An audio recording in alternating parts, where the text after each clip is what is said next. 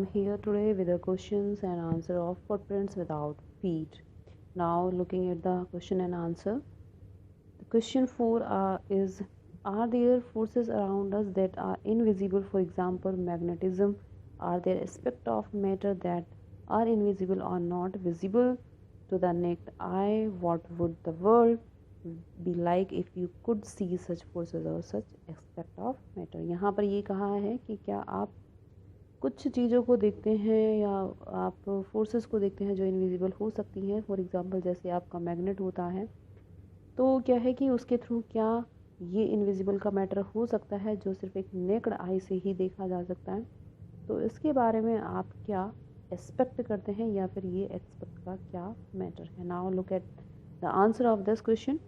Magnetic force or electrostatic force are example of invisible force. जो magnetic होती है, magnetic आप कह सकते हो कि एक इलेक्ट्रोस्टैटिक फोर्स होती है जो इनविजिबल हो जाती है।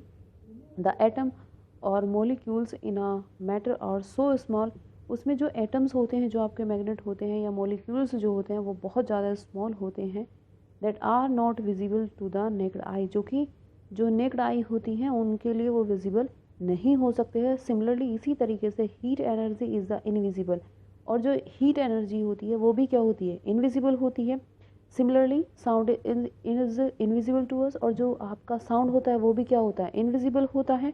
While the idea of seeing invisible things, जब हमारे माइंड में एक इनविजिबिलिटी का जो आइडिया होता है वो दिखता है, things can be very excited, और जो थिंग्स होती हैं वो बहुत ज़्यादा एक्साइटेड होती है। हम सोचते हैं कि हम भी इस तरीके से ही क्या हो जाएं, इनविजिबल हो जाएं। But their visibility would create too much problem, लेकिन जो उनकी विजिबिलिटी होती है वो बहुत ज़्यादा प्रॉब्लम्स को क्रिएट कर देती है। फॉर एग्जाम्पल जैसे कि if we are able to see all the sounds around us, अगर हम देखें कि जो साउंड होते हैं अगर वो विजिबल हो जाए तो हमारे लिए बहुत ज़्यादा वो इरिटेटिंग हो जाएंगे।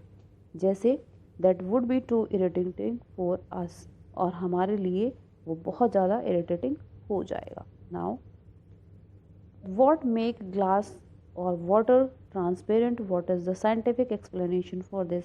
आप क्या सोचते हैं कि जो ग्लास होता है, पानी का जो ग्लास है और पानी जो होता है वो ट्रांसपेरेंट होता है, इसके बारे में साइंटिस्ट की क्या एक या फिर आपकी जो साइंटिफिक एक्सप्लेनेशन हो सकती है वो क्या होती है।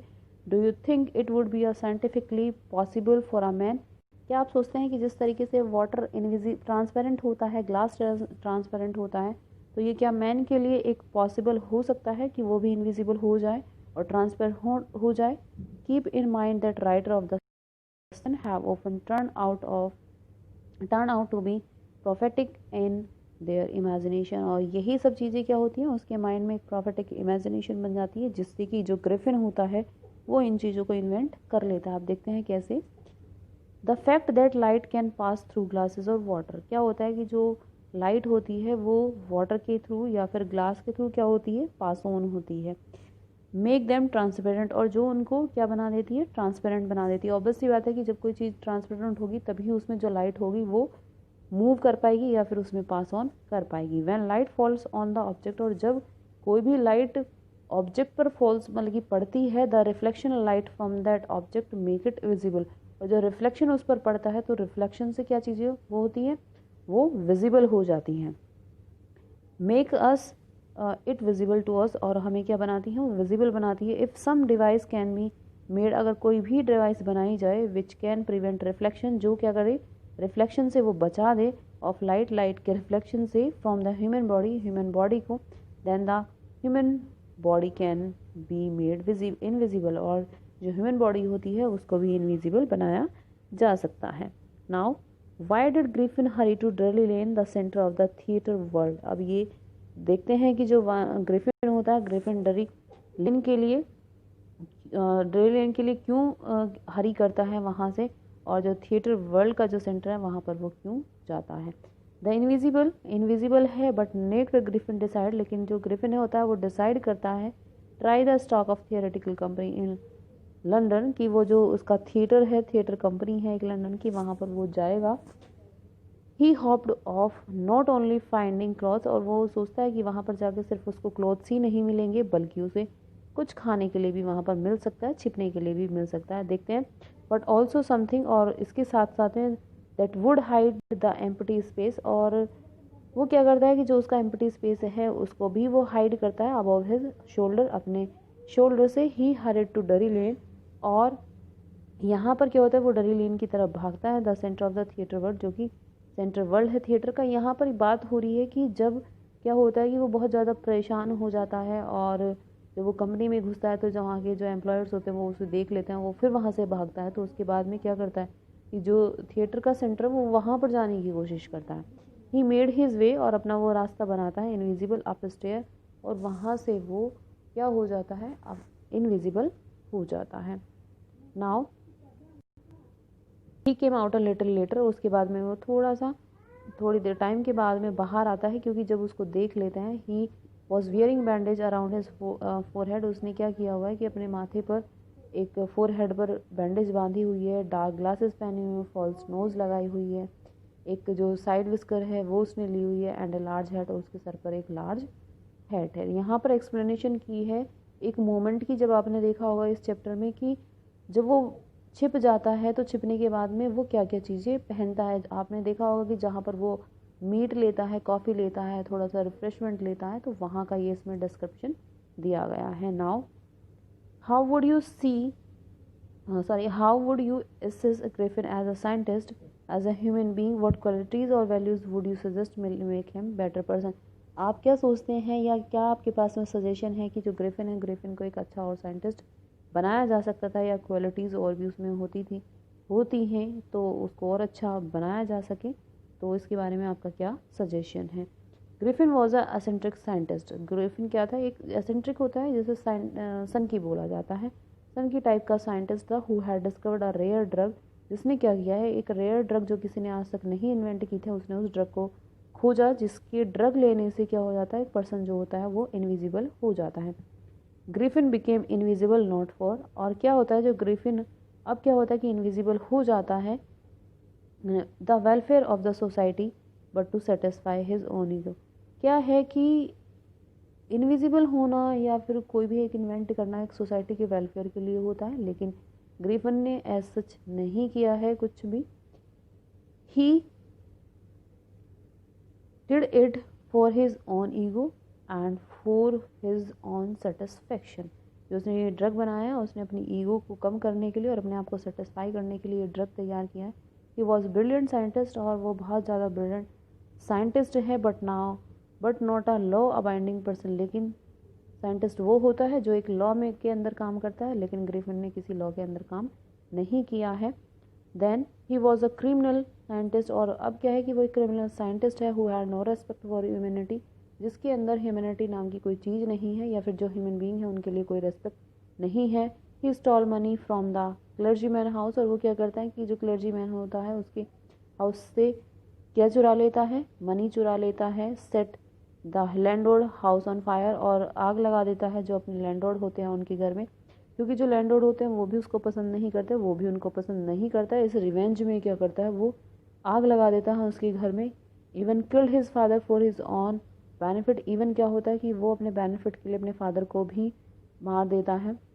He was not also a good human being, वो सिर्फ एक गुड ह्यूमन बींग ही नहीं है, मतलब बिल्कुल भी एक अच्छा पर्सन नहीं है। He was rude to everyone, but वो हर किसी के लिए एक रूड पर्सन है, मतलब कि रूडली बिहेव करता है हर किसी के साथ में, और सिर्फ वो अपना बेनिफिट देखता है कि मैं किस तरीके से खुश रह सकता हूँ।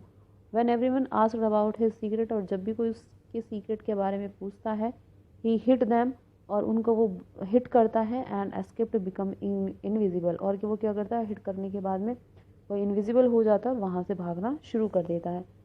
आई would like to suggest him, मैं उसको सजेस्ट करना चाहूँगी, हिम टू इम्बाइब एम्पैथी, कि उसके अंदर थोड़ी सी एम्पैथी होनी चाहिए, काइंडनेस थोड़ी दयालु होनी चाहिए, हेल्पफुलनेस थोड़ी सी वो दूसरों की हेल्प करे, ऑनेस्टी थोड़ी सी एक ऑनेस्टी होनी चाहिए, एक जेनरसिटी उसके अंदर होनी चाहिए, एक सोशल रेस्पॉन्सिबिलिटी होनी चाहिए, क्योंकि हम एक सोसाइटी में रहने वाले पर्सन एक ह्यूमन बीइंग है, एट्सेट्रा। ये सब क्या है उसके अंदर अगर होता तो वो एक बहुत अच्छा साइंटिस्ट बन सकता था, क्योंकि अगर वो इनविजिबल एक सोशल बेनिफिट के लिए या सोशल वेलफेयर के लिए हो तो वो ज़्यादा बेटर होता, क्योंकि कोई भी साइंटिस्ट जो भी इन्वेंट करता है सिर्फ सोसाइटी के वेलफेयर के लिए करता है, जो कि इसने बिल्कुल भी नहीं किया है।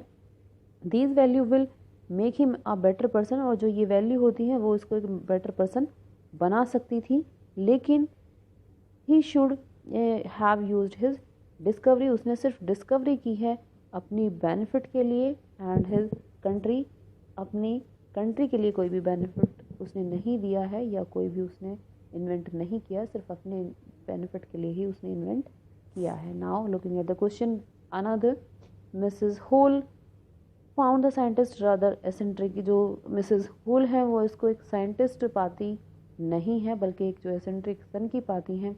How can be help to lead a normal life, और कैसे जो नॉर्मल लाइफ है उसको वो हेल्प करती हैं, मतलब लीड लाइफ जो होती है उसके लिए हेल्पफुल हो सकती थी। Highlight the value that can help him become a better person, और क्या आप सोचते हैं कि क्वालिटीज़ होनी चाहिए थी जो उसकी, या वैल्यू होनी चाहिए थी जो एक अच्छा पर्सन उसको शो कर सकती थी। Griffin was a eccentric scientist who had come to Iping in are desire for solitude. क्या करता है कि जो ग्रिफिन होता है, ग्रिफिन एक एसेंट्रिक साइंटिस्ट है, मतलब एक सन की साइंटिस्ट है जो who had come to Iping in a desire, और सिर्फ वो अपनी डिज़ायर को कंप्लीट करने के लिए, सॉलिट्यूड रहने के लिए, अपने आगे रहने के लिए ही वो अपने आप को इनविजिबल शो करता है। He didn't wish to be disturb and moreover, अगर वो किसी को डिस्टर्ब ना करे तो क्या है कि उसके लिए बेनिफिट हो सकता था। मोर ओवर, इससे ज़्यादा, he had come to the town at that time, और क्या होता है कि उसी टाइम वो जो टाउन होता है उसमें आता है विंटर के टाइम में। अगर वो क्या होता है थोड़ा सा समझदारी से काम लेता तो विंटर में वो इनविजिबल नहीं होता, इससे भी बेनिफिट हो सकता था। व्हेन नो वन कम्स, जब वो कोई नहीं आता था, Mrs Hall found him eccentric, और मिसेस होल क्या करती हैं कि उसको एसेंट्रिक फाउंड करती हैं also because of his looks, क्योंकि जो उसने लुक लिया हुआ था, उसने क्या लुक लिया हुआ था कि उसने कैप लगाई हुई थी और कोट पहना हुआ था, जिससे क्या है कि वो दिखाई तो नहीं दे रहा था लेकिन आधा दिखाई दे रहा था जितना उसने कपड़े उस पर पहने हुए थे। He was over dressed with all parts of his body covered, और उसने क्या है कि सारी की सारी जो बॉडी है उसको कवर्ड किया हुआ था। He was wearing dark glasses, उसने डार्क ग्लासेस पहने हुए थे।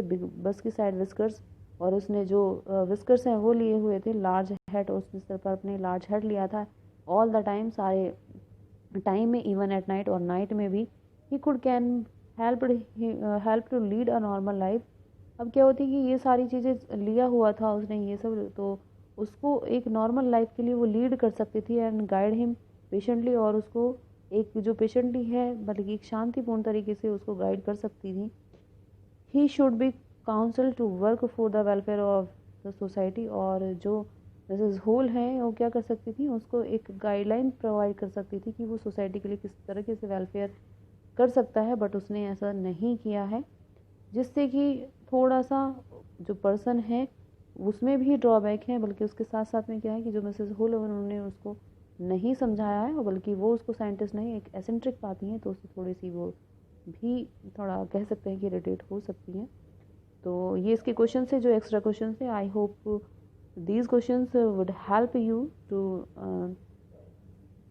Solve this problems. तो अभी हम देखते हैं कि इस स्टोरी का एंड होता है, इसके क्वेश्चंस का भी एंड होता है। मिलते हैं नेक्स्ट चैप्टर में, तब तक